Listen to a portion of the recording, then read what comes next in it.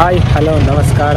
ಇವತ್ತು ಹೊಸ ದಿನ ಹೊಸ ಜಾಗ. ನಾನಿರುವಂಥದ್ದು ಕಲ್ಕತ್ತಾದ ಪಾರ್ಕ್ ಸ್ಟ್ರೀಟ್ನಲ್ಲಿ ಮತ್ತೆ ಬಂದಿದ್ದೀನಿ. ಪಾರ್ಕ್ ಸ್ಟ್ರೀಟಲ್ಲಿ ಇಲ್ಲಿ ಹಿಂದೆ ಕಾಣಿಸ್ತಾ ಇರೋದು ನೋಡಿ, ಭಾರತೀಯ ಮ್ಯೂಸಿಯಂ ಅಂತೆ. 1814ರಲ್ಲಿ ಕಟ್ಟಿದ್ದು, ಬ್ರಿಟಿಷರ ಕಾಲದಿಂದಲೇ ಇರುವಂಥ ಮ್ಯೂಸಿಯಮ್ಮು. ಇವತ್ತು ಇದ್ರ ಒಳಗಡೆ ಎಕ್ಸ್ಪ್ಲೋರ್ ಮಾಡೋಕ್ಕೆ ಹೋಗ್ತೀನಿ. ಒಳಗಡೆ ರೆಕಾರ್ಡಿಂಗ್ ಕೊಟ್ಟರೆ ರೆಕಾರ್ಡಿಂಗು ಮಾಡ್ತೀನಿ, ಇಲ್ಲ ಅಂದರೆ ಇಲ್ಲಿ ನೋಡಿ ಹೊರಗಡೆಯಿಂದ ಎಷ್ಟು ತೋರಿಸ್ತೀನಿ, ಉಳಿದಿರೋದನ್ನು ಏನಿದೆ ಅಂದ್ಬಿಟ್ಟು ನೋಡ್ಕೊಂಡ್ಬಂದ್ಬಿಟ್ಟು ಹೇಳ್ತೀನಿ. ಸೊ ನೋಡ್ತಾ ಇರಿ. ಇಲ್ಲಿ ಎಲ್ಲದಕ್ಕೂ ಅವಕಾಶ ಇದೆ. ಸೊ ನಾನಿಲ್ಲಿ ಒಳಗೆ ಬರ್ತಾ ಇದ್ದಂಗೆ ಟಿಕೆಟ್ ಭಾರತೀಯರಿಗೆ, ಅದು ಯುವಕರಿರ್ಬೋದು ಯುವತಿಯರಿರ್ಬೋದು, ಅವರಿಗೆ 75 ರೂಪಾಯಿ ಟಿಕೆಟು. ಮೊಬೈಲ್ ಕ್ಯಾಮ್ರಾ ಅಥವಾ ವೀಡಿಯೋ ಕ್ಯಾಮ್ರಾ ಯಾವುದಕ್ಕಿದ್ರೂ ಸಪ್ರೇಟ್ ಟಿಕೆಟ್ ತೊಗೋಬೇಕು. ಸೊ ಇದಕ್ಕೆ 50 ರೂಪಾಯಿ ಟಿಕೆಟ್ ಇತ್ತು. ಸೊ ತೊಗೊಂಡಿದ್ದೀನಿ. 210 ವರ್ಷದ ಸಂದರ್ಭದಲ್ಲಿ ಏನೋ ಎಕ್ಸಿಬಿಷನ್ ಬೇರೆ ಇದೆಯಂತೆ. ಸೊ ಅದನ್ನೆಲ್ಲ ನೋಡೋಕೆ ಹೋಗ್ತಾ ಇದ್ದೀನಿ. ನೋಡೋಣ, ಫಸ್ಟ್ ಫ್ಲೋರಿಗೆ ಬರ್ತಾಯಿದ್ದೀನಿ ಇವಾಗ. ಇದೇನು ಕಾಣಿಸ್ತಾ ಇದೆಯಲ್ಲ, ಇಂಡೋ ಪಾರ್ಷಿಯನ್ ಚಿತ್ರಕಲೆಗಳು. ಹಿಂದ್ಗಡೆ ನಾನು ನೋಡ್ಕೊಂಬಂದೆ ಎಲ್ಲ ಆಯಿಲ್ ಪೇಂಟ್ಗಳಿದ್ದವು.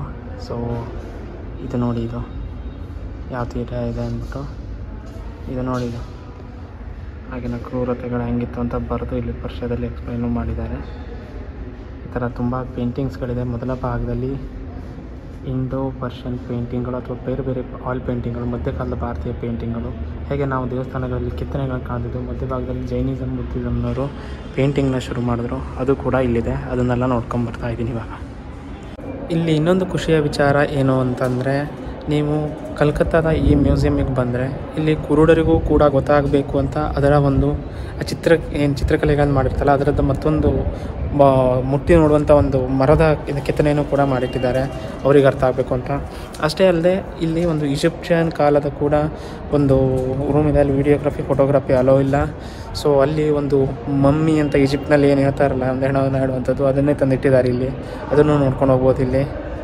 ಇದು ಒಂದು ಗೊತ್ತಿಲ್ಲದೆ ಇರೋ ವಿಷಯ ಆಗಿತ್ತು, ನನಗಿತ್ತು ಅಂತ. ಅದು ಇಲ್ಲಿ ಬಂದ ಮೇಲೆ ಗೊತ್ತಾಗಿರೋದು.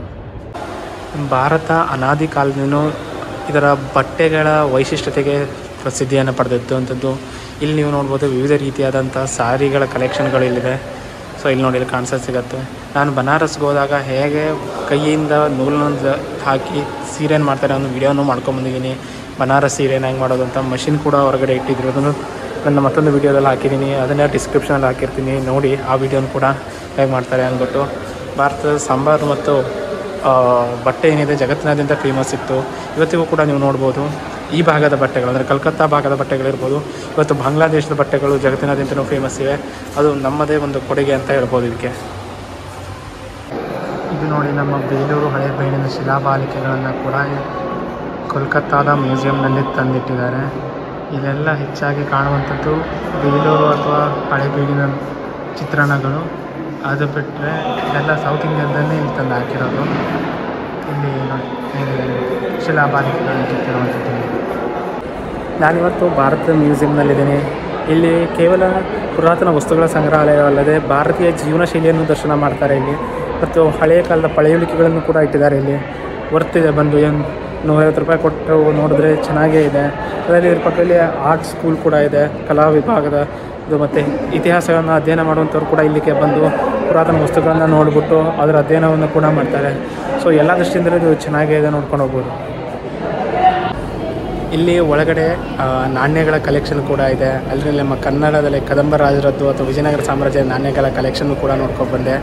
ಅಷ್ಟಲ್ಲದೆ ಇಲ್ಲಿ ನಮಗೆ ಕೆಲವೊಬ್ಬರು ಕನ್ನಡಿಗರು ಕೂಡ ಸಿಕ್ಕಿದ್ರು ಇಲ್ಲಿ ಮಾತಾಡ್ಕೊಂಡು ಹೋದ್ವಿ. ಬೆಂಗಳೂರಿಂದ ಬಂದಿದ್ರಂತೆ ಅವ್ರ ಜೊತೆ ಮಾತಾಡ್ಕೊಂಡು ಹೋದ್ವಿ. ಬೇರೆ ಬೇರೆ ರೀತಿಯಾದಂಥ ತುಂಬ ವಿಶಿಷ್ಟವಾದಂಥ ವಸ್ತುಗಳ ಪ್ರದರ್ಶನ ಕೂಡ ಇದೆ. ತುಂಬ ನಾಲೆಜಬಲ್ ಅಂತ, ಜ್ಞಾನಕ್ಕೆ ಒಳ್ಳೆಯ ಜಾಗ ಕೂಡ ಇದು ಹೌದು.